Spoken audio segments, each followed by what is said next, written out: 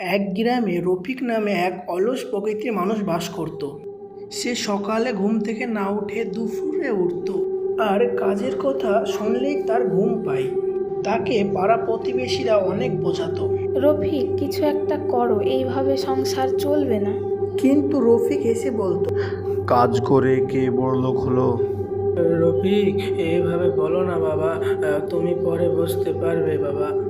একদিন রফিকের বাড়ির সামনে একটা লোক এসে বলল, রফিক, কাছেই এক জমিতে কাজের লোক দরকার, মজুরি খুব ভালো।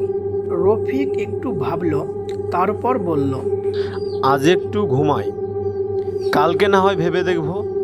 তারপর রফিক ঘরে ফিরে গেল এবং তার বন্ধু কাজে চলে গেল।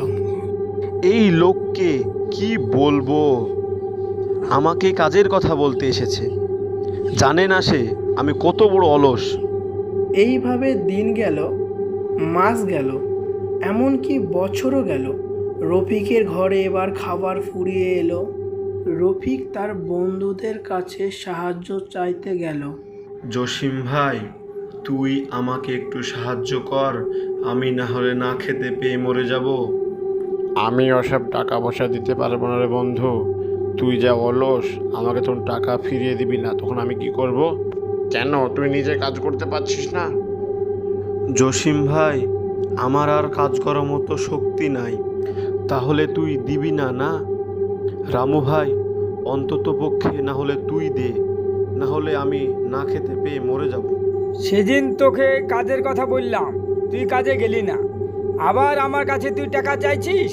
আমি টাকা তোকে দিতে পারবো না। তারপর তার বন্ধুরা টাকা না দিয়ে চলে গেল।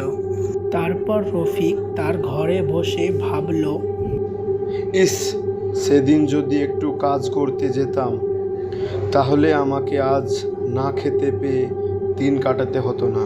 শেষে রফিক বুঝতে পারল অলসতা কতটা ভয়ঙ্কর। তারপর রফিক কাঁদতে লাগলো।